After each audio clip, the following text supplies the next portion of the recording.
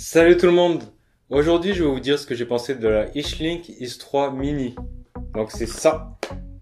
C'est une TV Box Android avec un processeur S905X3 avec 4 Go de RAM et 32 ou 64 Go de stockage. À moins de 40 € en import chinois. Allez c'est parti!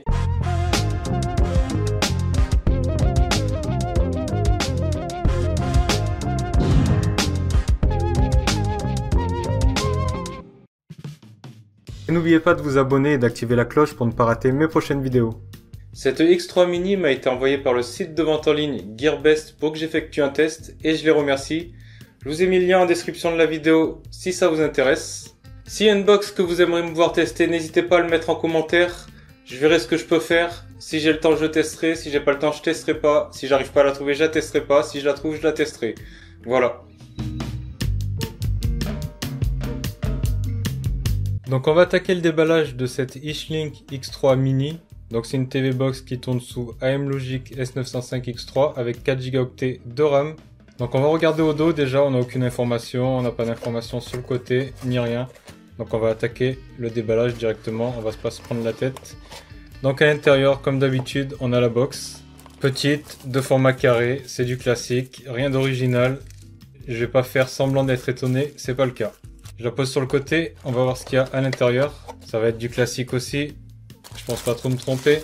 Une télécommande, on verra ce qu'elle donne pendant le test. Un câble HDMI, c'est cool. Une alimentation, c'est parfait, on va pouvoir faire tourner la box. Ça aurait été dommage sinon. Et enfin, un petit livret pour ceux qui veulent le lire. Alors il est vraiment petit celui-là. Si j'imite juste une feuille quoi. Ils se sont pas pris la tête. C'est pas grave. Donc la box, on va quand même regarder sa connectique. Donc pas de doute, c'est la Eashlink X3 Mini 8K HDR Player. Donc ne vous attendez pas à avoir une définition de sortie en 8K. C'est juste que la box est capable théoriquement de décoder le 8K. Grâce au processeur S905X3 bien sûr. Devant, on a un petit écran. On va enlever la protection, c'est plus joli. Donc ça va afficher bien sûr certaines informations comme l'heure, comme le Wi-Fi, la connectivité, je pense, des trucs dans le genre, comme d'hab. Donc ils ont fait un effort au niveau du design. Elle est plus ou moins carrée, mais avec des angles, des arêtes ici et là, de chaque côté en fait. Donc ça reste une box en plastique, c'est pas du haut de gamme, on a les 4 coussinets pour l'adhérence. Comme ça quand on pose la box sur une surface plane, elle bouge pas trop. On a des aérations, donc on voit 4 Go de RAM plus 64 Go de stockage. On a des aérations aussi sur le côté, donc sur ce côté-là, le côté droit, on a des aérations. Ensuite, niveau connectique, sur le côté gauche, on a un port USB 2.0, un port USB 3.0 et un slot pour carte micro SD pour augmenter sa mémoire de stockage. Et enfin au dos, on a la prise pour l'alimentation, une prise infrarouge, un port Ethernet 100 Go, une prise HDMI 2.1, une sortie audio optique SpeedIF et une prise AV. Et donc c'est à peu près tout ce qu'on a sur cette box. Donc niveau connectique c'est raisonnable. Donc on a bien la TV Box, la télécommande, le câble HDMI et l'alimentation. Allez on est parti pour le test. Alors la X3 Mini possède une jolie interface. On voit que Eashlink a fait des efforts à ce niveau-là. On a 3 icônes principales qui sont plutôt bien faites. YouTube, Prime Video et Netflix. Mais on y reviendra dans la partie application du test. En dessous, on a une ligne où on peut mettre des applications en favoris pour qu'elles s'affichent sur l'écran principal.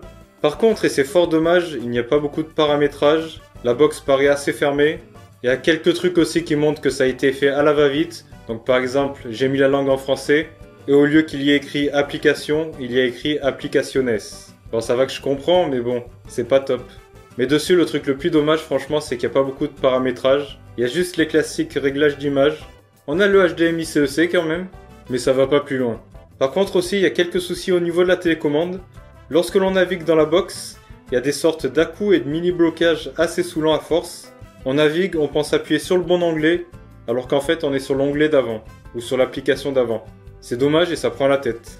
Alors au niveau des applications, il y en a quelques-unes qui sont déjà installées d'origine, comme KD Player, qui est basé sur Kodi, mais moi je préfère le désinstaller pour installer une vraie version de Kodi.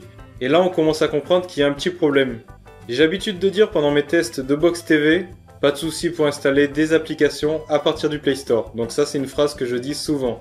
Le problème c'est que pour installer des applications à partir du Play Store sur cette box, ça va être très compliqué. Donc classique, je suis allé dans le Play Store, j'ai choisi l'application que je voulais installer, j'ai cliqué dessus, et puis le téléchargement s'est lancé en boucle. Et en fait, pas moyen d'installer l'application. J'ai testé avec une autre application, je me suis dit c'est peut-être un bug. Le même problème, impossible d'installer l'application. J'ai éteint la box, j'ai redémarré plusieurs fois, j'ai retesté. Toujours impossible d'installer des applications depuis le Play Store. Alors là franchement c'est the bug. J'arrive même pas à comprendre comment Ishlink ont réussi à sortir la box en n'ayant pas fait gaffe qu'il était impossible d'installer des applications depuis le Play Store. Surtout que j'ai regardé un peu sur internet sur différents forums et tout le monde a eu le même problème. C'est franchement incompréhensible. J'ai donc installé un store alternatif, Aptoide TV. Je vous avais déjà fait une vidéo. Si vous voulez la revoir, elle va s'afficher en haut de l'écran. Donc c'est un store d'applications comme le Play Store, mais il n'y a pas besoin de s'enregistrer. Alors il n'y a pas toutes les applications du Play Store, il y en a beaucoup. Donc j'ai quand même réussi à installer des applications sur cette box pour pouvoir la tester plus en profondeur. Mais le coup du Play Store qui n'arrive pas à installer des applications, ça m'a tué. Ensuite, on en revient à ce que je disais dans la partie design. Sur l'écran principal de la box, il y a 3 grosses icônes, YouTube, Netflix et Prime Video. Je comprends pas pourquoi ils les ont mis en avant étant donné que cette box n'a pas les DRM level 1 ni de certification Netflix. Ce qui fait qu'on va pouvoir regarder Netflix ou Prime Video, mais pas dans la meilleure des définitions. On sera limité à du 480p SD pour Prime Video et à du 540p SD+ pour Netflix. Donc autant ça va passer pour ceux qui ont un abonnement Netflix essentiel qui ne permet pas d'avoir de HD, et pour ceux qui ont une toute petite télé ou pour une box d'appoint dans une chambre, mais vraiment une petite télé, en étant à distance convenable. Mais je comprends franchement pas pourquoi ils les ont mis en avant ces applications. Ensuite pour YouTube, donc on voit bien l'icône YouTube. Par contre surprise quand on clique dessus, c'est pas la vraie application YouTube. Donc c'est une application alternative encore une fois. On peut rentrer ses identifiants aussi si on a envie de le faire. On peut l'utiliser sans son compte bien sûr, pour regarder des vidéos au sein de YouTube jusqu'en 4K maximum. Mais je le répète, c'est pas la vraie application YouTube de Google. Donc le Play Store qui fonctionne pas la vraie application YouTube. Est-ce que Ishlink a un problème avec Google? Peut-être, je sais pas. Alors pour l'instant vous devez vous dire que cette box est bonne à jeter à la poubelle, mais j'ai quand même réussi à lui trouver des qualités, notamment au niveau des performances. Donc elle est équipée du nouveau SoC AM Logic S905X3, avec un GPU Mali G31 MP2 couplé à 4 Go de RAM et 32 ou 64 Go de stockage. Alors au niveau de la navigation dans les menus, je vous l'ai déjà dit, il y a des sortes de mini blocages. Mais par contre pour jouer à des jeux vidéo, ça fonctionne super bien. Elle est capable de faire tourner la plupart des jeux Android en réglage bas ou moyen. Côté émulation, elle sera capable d'émuler jusqu'à la PSP Dreamcast. Je l'ai testé sur Antutu et j'ai obtenu 64 352 points. Donc c'est un très bon score. C'est ce qu'on peut trouver de mieux à ce prix-là. Sur Geekbench, j'ai eu 868 en single core et 2331 en multicore. Enfin, j'ai testé sur 3D Mark le benchmark des jeux vidéo et j'ai obtenu 9968 points pour Ice Storm Unlimited, 5696 points pour Ice Storm Extreme, 526 points sur Slingshot et 334 points sur Slingshot Extreme.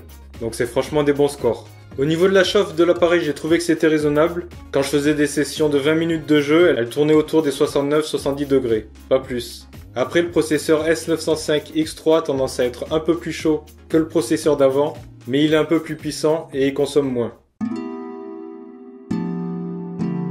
Alors la box, elle est capable de lire tout un tas de fichiers vidéo, et on peut avoir une définition maximale en 4K HDR à 75 images par seconde.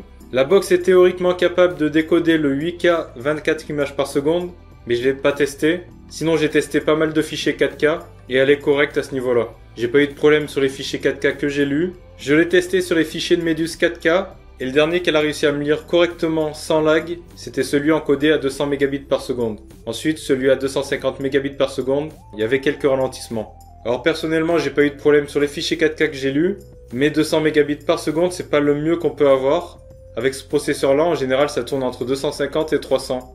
Même avec le processeur de la génération précédente. Donc là, 200, c'est correct, c'est plutôt pas mal. Mais c'est dans la moyenne basse de ce type de processeur. Mais ça reste mieux qu'une Mi Box S, par exemple, à ce niveau-là.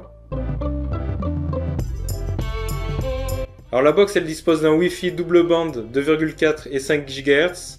et d'une connexion par câble Ethernet 100 mégas. Alors au niveau du Wi-Fi, j'ai fait quelques tests. Le premier test que j'ai fait, j'ai eu un débit de 20 mégabits par seconde. C'est franchement très moyen. Tout de suite après, j'ai refait un test et j'ai obtenu 65 mégabits par seconde. C'est plutôt bon. Tout de suite derrière, mais franchement quand je dis tout de suite, c'est quelques secondes. J'ai obtenu 50 mégabits par seconde. Et ensuite, le quatrième test, encore quelques secondes après, j'avais même plus de connexion. Et enfin, j'ai fait un dernier test à 68 mégabits par seconde. Alors c'est assez particulier. Alors c'est beaucoup trop variable et c'est franchement pas assez stable.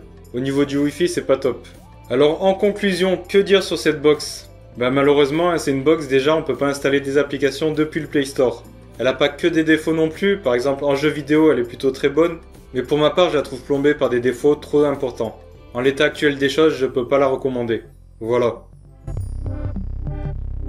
On en arrive donc à la fin de cette vidéo, j'espère qu'elle vous aura plu. Si vous souhaitez m'aider, vous pouvez le faire via mon Tipeee, mais aussi en partageant cette vidéo et en mettant un gros pouce bleu. Merci. Et si vous ne voulez pas rater mes prochaines actualités, il y a aussi mes réseaux sociaux, Facebook, Twitter, Instagram et le site culturechronique.fr bien sûr. Sur ce, passez une excellente fin de journée et moi je vous dis à une prochaine pour une prochaine vidéo. Ciao ciao!